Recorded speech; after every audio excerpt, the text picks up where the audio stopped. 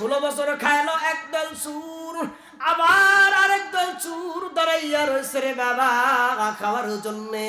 মিজানুর রহমান আজহারি দামাত বারকাতুহুম আপনাদের রাজশাহীর জমিনে আসতেছে, চাপাই নবাবগঞ্জের ভিতরে আসতেছে। উনি বলছিলেন এক বয়ানের সমাবেশের ভিতরে, বলছিলেন 16টা বছর একদল খাইছে, আবার আরেক দল খাওয়ার জন্য রেডি হইতেছে। এমন কিছু গুলাঙ্গারেরা আছে, এই কথা বলার কারণে গা চুলকানি শুরু হয়ে গেছে। বলেন তো দেখি বাবা, মিজানুর রহমান আজহারি দামাত বারকাতুহুম হাফিজাহুল্লাহ উনি কি কোনো খারাপ কথা বলছে?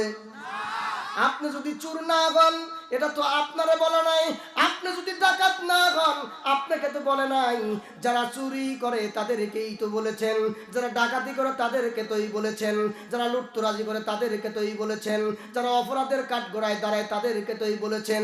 চোরকে যদি চোর না বলেন আমানতের খেয়ানত করলেন, ডাকাতকে ডাকাত যদি না বলেন আমানতের খেয়ানত করলেন। ও বন্ধুরা আমার, জিনাকারীকে যদি জিনাকার না বলেন আপনি তো কুফরি করলেন। এরকম ভাবে সুদখোরকে যদি সুদখোর না বলেন গুনাহ কামাই করলেন। ঘুষখোরকে ঘুষখোর না যদি বলেন গুনাহ কামাই করলেন। ফাহিশাকারীকে যদি ফাহিশাকারী না বলেন গুনাহগার হইয়া গেলেন, আমানতের খেয়ানত করলেন। আর আমানতের খেয়ানত যারা করে রে বাবা, বিশ্বনবী বলেন লা ঈমান লিমান লা আমানাতাহু, তার ভিতরে ঈমান নাই যার ভিতরে আমানতদারিতা নাই।